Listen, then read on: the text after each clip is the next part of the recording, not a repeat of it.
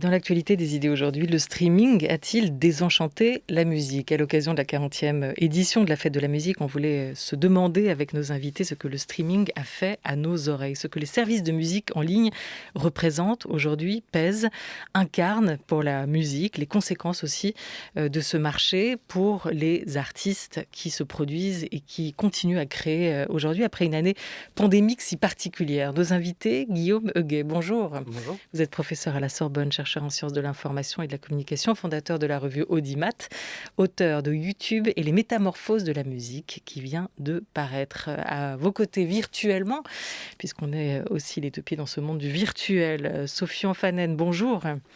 Bonjour. Vous êtes journaliste, cofondateur du média en ligne lesjours.fr et producteur de séries documentaires pour France Culture.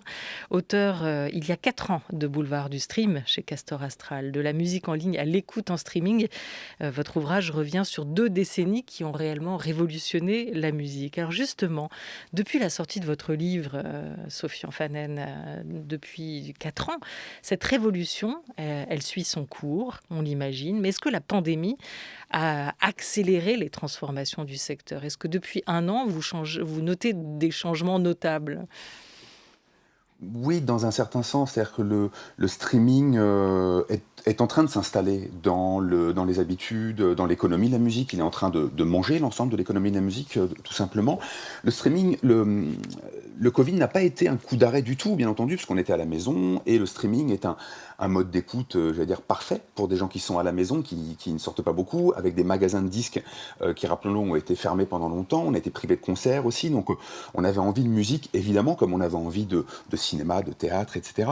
Donc le streaming a commencé au début du Covid par perdre un petit peu en termes de volume d'écoute, tout simplement parce qu'on avait autre chose à faire. Au tout début du premier confinement, je ne sais pas si vous vous rappelez, mais on avait vraiment autre chose à penser que la musique. Et puis petit à petit, ce sont des nouvelles habitudes qui se sont installées, des nouveaux horaires, parce qu'on n'allait plus au travail en voiture ou en métro avec les écouteurs sur les oreilles. Il y a des nouveautés qui se sont installées, mais vraiment, quand on voit les chiffres de l'année 2020, le streaming a continué à tirer l'ensemble de l'économie de la musique et à s'installer peut-être d'ailleurs chez des nouvelles personnes, notamment les plus de 35 ans, voire les plus de 55 ans.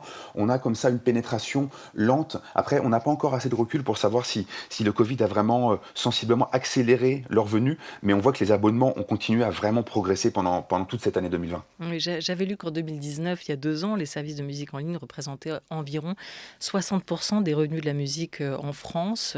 Guillaume Huguet, à votre avis, on en est toujours à peu près à cette part de marché?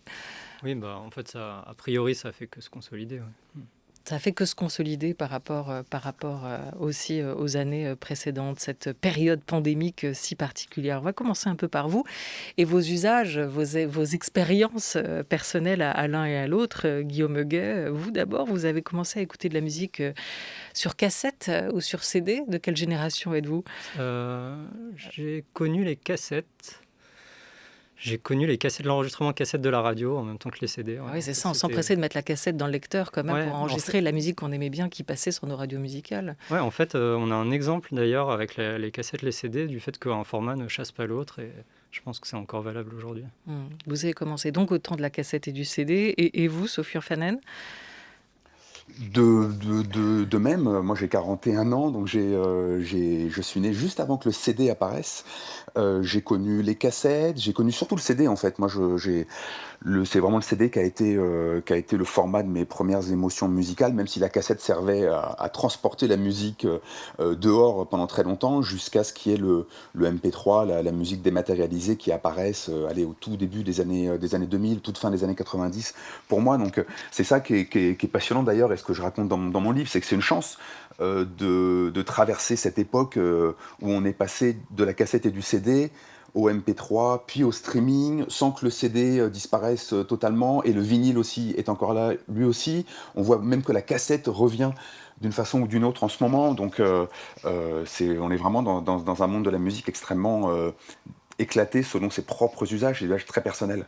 MP3, vous avez aussi dit le mot. Là, on est déjà en train d'évoquer les ancêtres de ces plateformes de streaming. Vous avez connu, vous l'évoquiez, l'invention du MP3, des premiers forfaits Internet, une époque où on s'échangeait aussi la musique par mail en s'envoyant des fichiers, où on parlait de téléchargement légal ou interdit.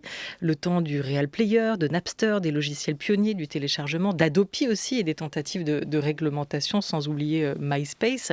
On vient de cet univers-là, Guillaume Huguet, de cette fantastique progression, révolution des modes d'écoute et des modes de reproduction de la musique qui a tellement changé nos habitudes. En tout cas, ce que je pense, c'est que les grandes plateformes aujourd'hui ne pourraient pas avoir autant de centralité et d'importance dans la culture musicale au sens large s'il n'y avait pas eu toute une période un peu expérimentale qui a tendance un peu à disparaître dans la présentation dominante du marché de la musique, qui est cette période, on va dire, au tournant des années 2000, d'une grande richesse de blogs musicaux, de partage de MP3, de peer-to-peer, et qui sont des choses qui, en raison de la nature même de ces technologies-là, ont un petit peu disparu, c'est-à-dire que les blogs ne sont pas restés pérennes, les logiciels de peer-to-peer ont fermé pour certains, les traces des échanges qui avaient lieu dans ces contextes-là ont disparu.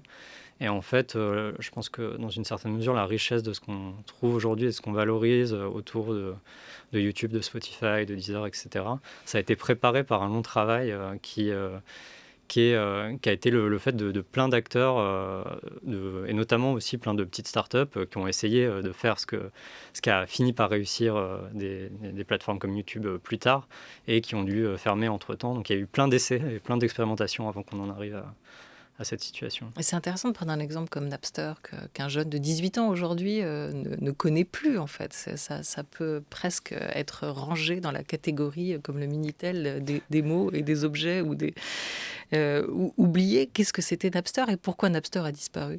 Napster, c'était, on va dire, le plus connu d'entre les logiciels de partage en peer-to-peer, c'est-à-dire de pair à pair, qui permettait le transfert de fichiers entre deux internautes qui accédaient à la collection stockée sur les ordinateurs des uns et des autres, souvent en format MP3 parce que c'était un format de compression qui permettait d'échanger de la musique qui prenait moins de place sur les disques durs et qui se transférait plus rapidement. Mais c'est le plus connu, on peut dire, d'une espèce de scène plus large de logiciels comme Soulseek, Audio Galaxy, dont certains permettaient des discussions et des échanges entre communautés. Et puis au même moment, de sites web d'hébergement comme Mega Upload, etc., qui permettaient de stocker des archives et sur des serveurs distants et de télécharger des archives MP3 comme ça qui étaient mises en commun. Et donc il y avait toute cette zone, on peut dire, au moins zone grise, pour certains sites, des sites illégaux, qui représentaient vraiment le symbole du partage de musique en ligne à cette époque-là. Et il y avait tout un folklore de la musique non officielle, c'est-à-dire beaucoup de remix, beaucoup de versions à des taux de compression différents, mal titrées, et il y avait une espèce de travail d'enquête où malgré la disponibilité de la musique, pour essayer de s'assurer qu'on trouvait les bonnes versions. Les maisons de disques avaient commencé à mettre des clones référencés sous des titres du type Madonna, etc., en mettant des faux albums derrière pour induire les internautes en erreur. Donc il y avait une espèce de période assez riche comme ça. Ouais. Ça fait des années qu'on dit que le secteur de la musique est en crise et quand la numérisation est apparue, on y a vu aussi une solution viable pour certains et notamment pour les jeunes artistes avec un espace vitrine pour se faire connaître. Ça a été le cas avec MySpace. On y retourne en 2007 avec cette archive France 3 Picardie.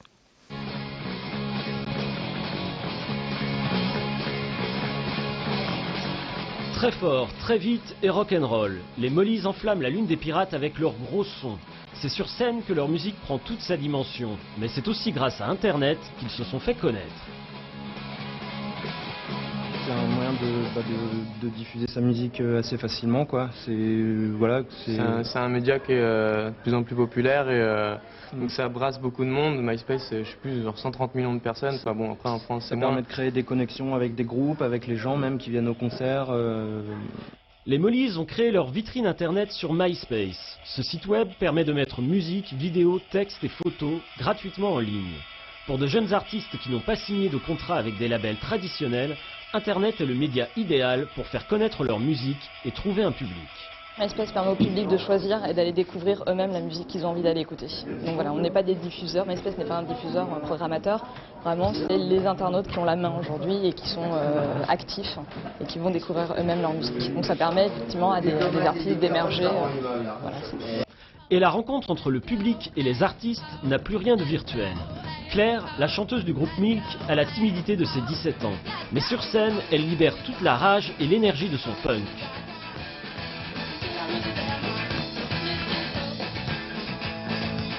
Des artistes plus confirmés, comme Lafaille, Funky Skunk ou le DJ Gordon Shumway, sont aussi montés sur scène.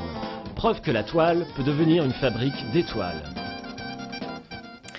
Sofian Fanen, libérer le mot a été prononcé. Vous êtes, je le rappelle, l'auteur de Boulevard du Stream. Pourquoi dites-vous dans cet essai que cette révolution-là a permis de libérer la musique ? Alors pour tout vous dire, ça a été un débat juste avant la finalisation du livre pour savoir s'il fallait mettre un point d'interrogation à la fin de ce sous-titre qui dit effectivement la musique libérée. On n'a pas mis de point d'interrogation. Je le regrette aujourd'hui, il en aurait fallu un en fait. Ce que je raconte, c'est que entre la fin du CD, l'arrivée des formats de compression de la musique et la libération de la musique sur Internet que racontait Guillaume Meguet auparavant, c'est-à-dire que tout d'un coup, entre Napster 99 et Mega Upload 2012, c'est vraiment une borne assez figée, toute la musique de l'histoire de la musique enregistrée était disponible en ligne. On pouvait vraiment tout trouver. Il y a même des moments où c'était devenu impossible de ne pas trouver. Donc là, effectivement, il y a eu une libération de la musique, au-delà de toutes les autres considérations morales, juridiques, etc., bien entendu. Ensuite, avec l'arrivée du téléchargement légal, mais surtout des plateformes de streaming, le monde de la musique, le secteur, les maisons de disques, les gestionnaires de droits, ont fabriqué un nouveau monde de plateformes qui enferme la musique, qui contrôle la musique. C'est-à-dire que le monde de la musique a repris la main et le monde de la musique sait pourquoi et comment une chanson est en ligne et où elle va, qui l'écoute, etc. Alors, c'est au bienfait de l'économie de la musique, mais est-ce que les internautes aujourd'hui sont plus libres sur Deezer, sur Spotify, sur YouTube qu'ils l'étaient à l'époque de Napster, des blogs, de Mega Upload, d'un certain partage? C'est une question qu'il faut se poser, et on peut se poser aussi la question de savoir où sont passés les morceaux qui étaient disponibles pour tous. Ils sont aujourd'hui sur YouTube, ceux qui ne sont pas sur Deezer, sur Spotify, il y en a beaucoup qui ne sont pas sur les plateformes de streaming légal, ils sont sur YouTube, mais c'est là aussi une sorte de zone grise en fait. YouTube aujourd'hui, on lui a confié notre archivage et on peut questionner cet archivage confié à Google. Ce regret, ce point d'interrogation que vous n'avez pas pas ajouté dans le sous-titre de votre livre sur cette musique libérée, Sofian Fanen, est-ce que c'est aussi un peu la réponse à cette question qu'on se pose aujourd'hui sur cette révolution du streaming, si elle a désenchanté ou pas la musique? Non, il n'y a pas de bonne réponse évidemment à ça. Moi, c'est une très bonne chose que la musique circule, et c'est sa nature première. La musique, elle circule, même depuis les cylindres en cire. Il y avait des gens qui faisaient des copies pirates de cylindres en cire. Vous voyez, c'est une tradition, c'est un usage humain en fait, tout simplement, de l'art et de la musique. Donc, le streaming permet plus que tous les autres formats auparavant à n'importe qui d'accéder à la musique, à des fonds musicaux époustouflants. Moi, je passe ma vie à écouter de la musique et je découvre de la musique tous les jours grâce aux plateformes de streaming, parce que tout simplement, ça va plus vite. Je découvrais ces musiques auparavant en format MP3 ou sur des blogs, en téléchargeant, en discutant avec des gens, etc. Tout s'est accéléré, je veux dire. Par contre, effectivement, les internautes aujourd'hui se sont vus un peu, j'allais dire, dépossédés de leur... d'un certain contrôle, d'une certaine volonté d'écouter, parce que ce sont les plateformes les plus grandes, les Deezer, Spotify, Apple, etc., qui leur fabriquent des chemins d'écoute qui s'appellent des playlists, Alors ça peut être très très bien quand on est motivé pour aller découvrir de la musique, etc. Mais on peut, comme sur toutes les plateformes, se laisser enfermer aussi dans ses écoutes. Par contre, je ne pense pas qu'on se laisse beaucoup plus enfermer aujourd'hui qu'on pouvait se laisser enfermer, même à l'époque du CD, quand on allait dans un magasin où on avait des têtes de gondole qui étaient une sorte d'enfermement également. C'est juste qu'on a une sorte d'enfermement aujourd'hui numérique qui est surdimensionné. Guillaume Huguet, il y avait le rêve à l'origine quand même des pionniers et l'utopie d'une discothèque mondiale, à l'image de ce que Wikipédia a aussi voulu faire avec les savoirs. En tout cas, ça c'était le rêve des pionniers, de rendre ce catalogue de musique mondial accessible au plus grand nombre. Ce jukebox céleste, hein, comme il a été joliment formulé dès les années 80. Est-ce que ce rêve-là est devenu réalité ? Ben, si l'idée c'était d'avoir des formes de partage qui étaient plutôt du côté du collectif, du public, de l'archivage en commun, etc., on peut dire que c'est pas le cas parce que les modes de partage ne sont pas décidés par les internautes. Les serveurs n'appartiennent pas aux internautes. C'est-à-dire aujourd'hui, vous faites des playlists sur YouTube, elles peuvent très bien disparaître une semaine plus tard. C'est ce qui est arrivé. C'est déjà arrivé avec certains services. Ça a menacé d'arriver avec SoundCloud il y a quelques années quand SoundCloud a failli faire faillite. Et donc, il faut voir ce dont on parle quand on parle d'archivage. À mon avis, le mot d'archivage, par exemple, qui renvoie plutôt au patrimoine et à la culture publique du patrimoine, est assez mal choisi pour des services qui servent des intérêts économiques à court terme. Donc, le but, c'est de faire circuler de la musique et pérenniser la documentation et des enregistrements. C'est pas vraiment le même projet. D'ailleurs, je me souviens d'une réunion à la BNF avec les personnes de Radio France, de la BNF et de la Philharmonie de Paris et la personne qui s'occupait des algorithmes chez Google. Et la personne de Google était sidérée par la qualité du travail des personnes chargées de la documentation dans les entreprises publiques françaises en disant nous, en fait, malgré toutes nos données, on n'est pas du tout capable d'avoir une qualification aussi fine de la musique que ce que vous avez fait vous pendant des années, plus ou moins manuellement, avec les savoirs qui sont les savoirs des sciences humaines. Donc il y a peut-être un projet commun qui est de rendre la musique disponible, mais il y a tout un tas de façons de le faire, et ça c'est sans parler de ce dont on parlait avec Sofian, c'est-à-dire c'est en fait la plus grande réussite dans l'archivage, ça a été ce moment qui a disparu aujourd'hui de blogs qui faisaient apparaître des disques dont on ne soupçonnait même pas l'existence. Alors un mot de YouTube sur lequel vous avez travaillé, Guillaume Huguet, qui est quand même un peu différent de ces plateformes de streaming comme Deezer ou Spotify qu'on a évoquées jusqu'ici. Et pourtant, YouTube est né à peu près dans la même période que Deezer. Hein. C'est les années 2005, autour de 2005. Ouais, un petit peu avant Deezer. Ouais. Mais enfin, bon, il y avait 2007 pour Deezer. Ouais. On entend que le streaming va d'une certaine manière ringardiser ce qui se faisait avant avec le téléchargement légal. Et quel est le modèle YouTube du coup ? Qu'est-ce qu'il va développer ? Ce qui est amusant avec le modèle YouTube, c'est que c'est pas vraiment prévu. C'est pas un site qui est fait pour la musique au départ. Et mais en même temps, ce sont des personnes qui assez vite s'aperçoivent qu'il y a quelque chose à faire et qu'il y a une manière de profiter de l'intérêt qu'ont les internautes pour la musique. Ce qu'ils font, eux, de toute manière, c'est qu'ils comprennent qu'il y a des choses à faire en créant des serveurs de stockage pour la vidéo qu'on met à disposition du plus grand nombre, et ils ne savent pas quoi en faire. Donc au début, ils se disent on va faire un site de rencontre, les gens vont s'échanger des vidéos d'eux-mêmes et vont se rencontrer comme ça. Ensuite, ils se disent en fait, les gens se servent déjà de ce qu'on vient de faire là, pour mettre un peu n'importe quoi, des photos de leurs chiens et tout ça, donc on va les laisser faire, on va faire un site généraliste. Et il se trouve que très vite, à partir de 2007, la plus grande part des vidéos publiées et consultées sur YouTube le sont pour la musique. Et donc, on se retrouve à ce moment-là dans une situation un peu particulière où les financeurs de YouTube, notamment un fonds d'investissement qui s'appelle Sequoia Capital, qui a préparé le rachat par Google, c'est très bien qu'il y a un problème de droit d'auteur, que c'est une plateforme pour la musique, alors qu'elle ne se présente pas comme ça, mais que les personnes l'utilisent pour ça. Et en fait, la différence, ce qui va se passer avec YouTube, le modèle, en fait, qui n'est pas vraiment un modèle, c'est que le modèle, c'est que Google a de l'argent. Et donc Google donne des chèques à principales maisons de disques.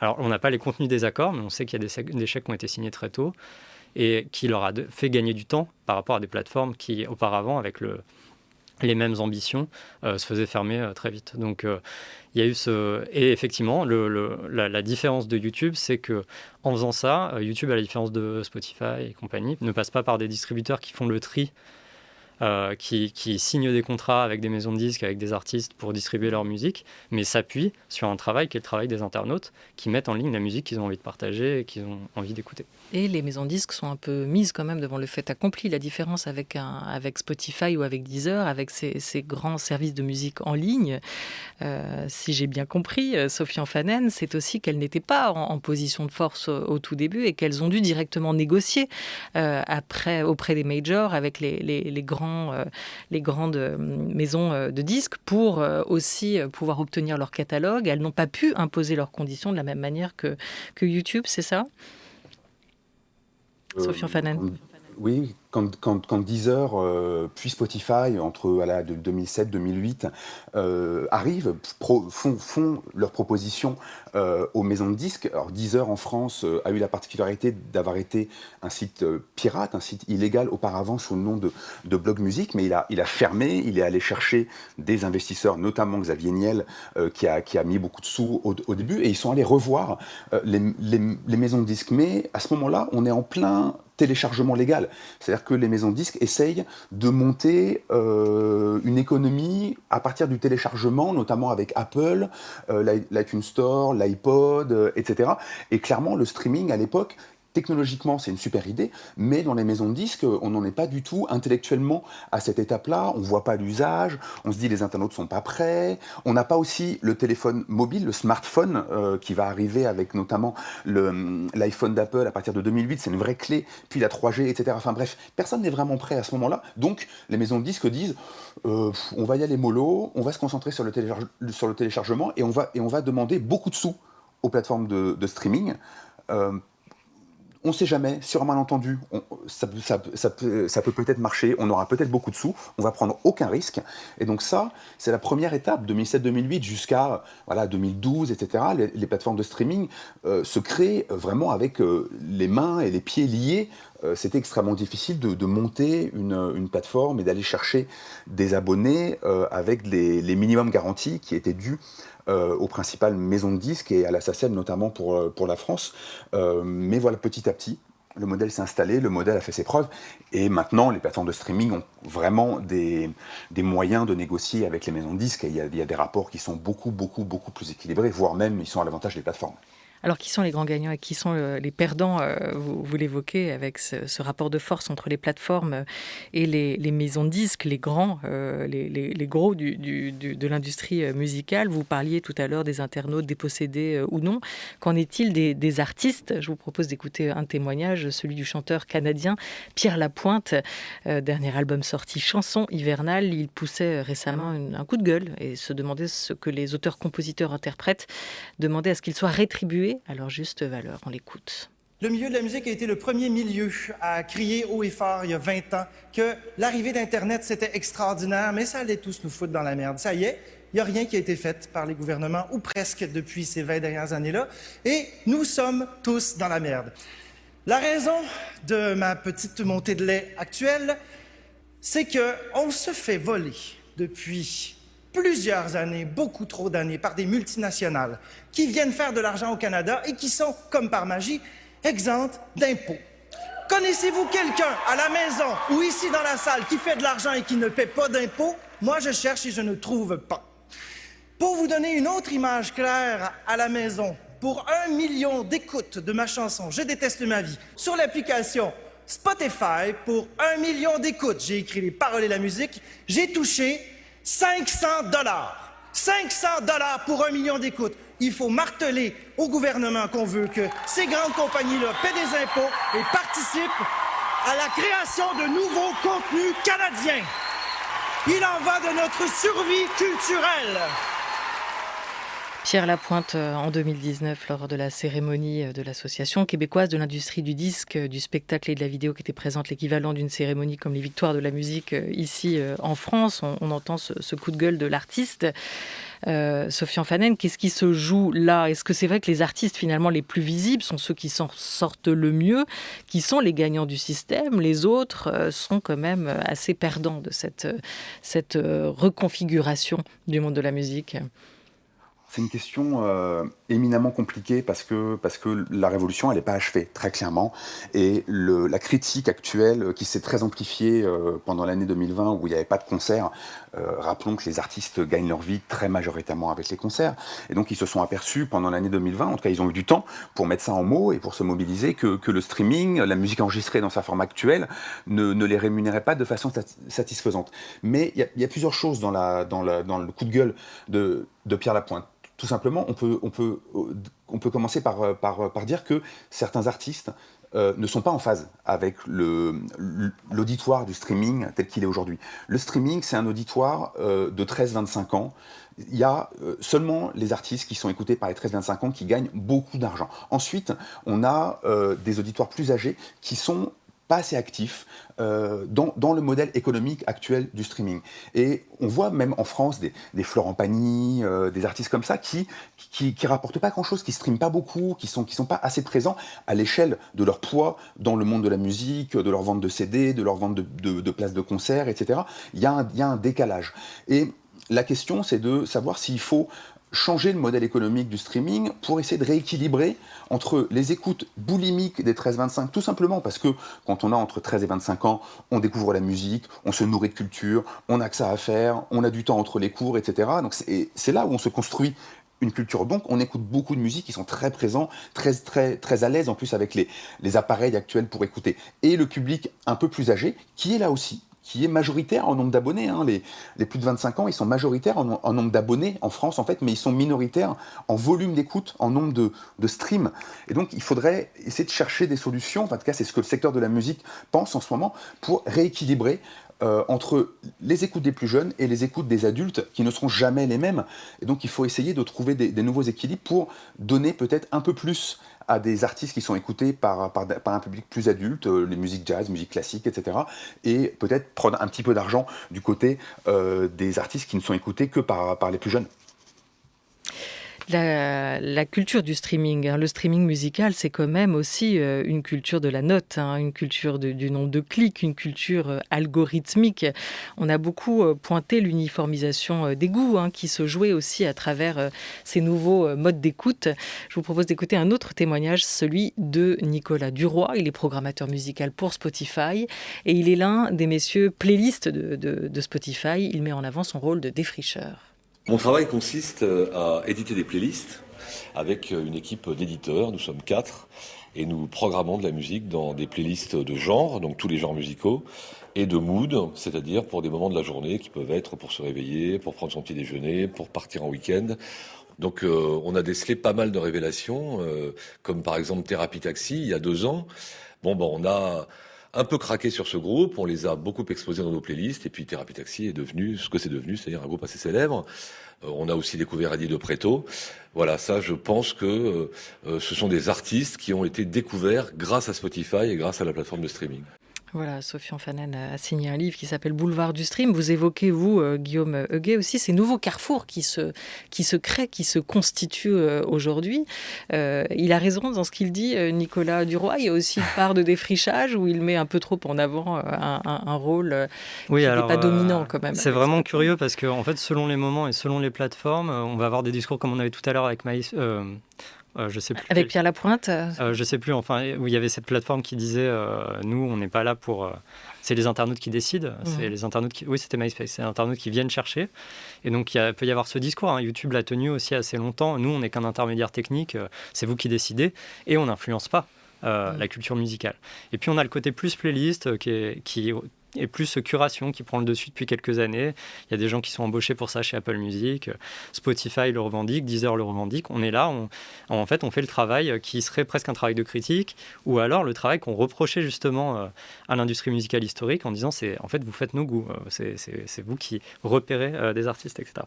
Le problème, c'est que c'est des projections croisées, des circulations permanentes, parce que en fait, c'est quoi le travail de Spotify? Qu'est-ce que c'est dire découvrir pour quelqu'un qui est chez Spotify Thérapie Taxi? C'est regarder des tendances émergentes dans les premières semaines d'écoute, voir que ça marche bien, le mettre en haut de la playlist parce qu'il y a déjà un premier succès, et ensuite voir ce chiffre devenir exponentiel. Donc c'est une co-création entre les personnes qui écoutent au départ et les personnes chez Spotify qui sont chargées des playlists. Et ça pose la question de qu'est-ce que ça veut dire en fait découvrir de la musique. Si découvrir de la musique ou faire découvrir de la musique, c'est accélérer des tendances de succès déjà en cours, c'est une définition assez différente de, on va dire, la rhétorique de la prescription, de la découverte, etc., qu'a cette personne de Spotify. Sofian Fanen, vous dites que la révolution, elle est en cours, qu'elle n'est pas achevée. Est-ce que vous voyez des solutions poindre pour un rééquilibrage, d'autres modèles de rétribution qui sont en train d'émerger ? Alors, il y a un débat dans le monde de la musique en ce moment sur le changement du modèle économique. C'est un sujet assez compliqué, mais en gros, ce serait d'arrêter de courir après le simple volume d'écoute et de s'intéresser plutôt à ce que chaque internaute écoute. Parce que l'un des effets de bord bizarres de l'économie du streaming aujourd'hui, c'est que votre abonnement rémunère potentiellement des artistes que vous n'écoutez pas. Si vous avez des écoutes assez underground ou des écoutes justement adultes, en fait, vous allez quand même financer les artistes qui écoutent les plus jeunes, les 13-25. C'est une sorte de bizarrerie, donc il y a un problème moral, mais voilà.